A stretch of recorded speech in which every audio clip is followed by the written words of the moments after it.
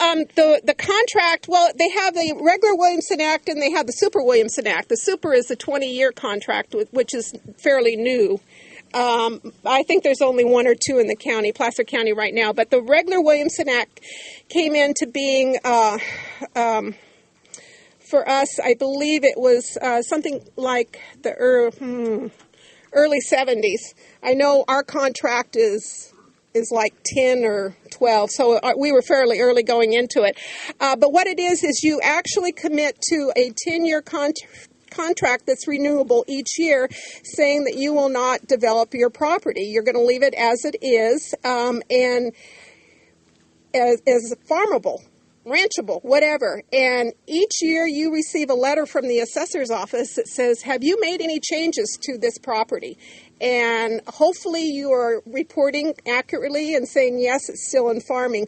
However, we're seeing some abuses of this now, and we are seeing where developers have actually gone into the contract and are merely holding the land for future development. So it's being abused in some respects. I won't say that that's coming necessarily in Placer County, but we know it's statewide. It's coming that way. So we don't want to lose the Williamson Act, and actually we came fairly close to being supported in the last legislature. They were cutting back. In fact, the last 2 years, they've threatened to not reimburse the county for the loss of the tax funds. That's the legislature. And if that would be the case, then the county would have to make up their mind if they want to continue the contract or not with the people, or else we would go back to a Prop 13 base year value factored, and that would be our taxes would be based on Prop 13.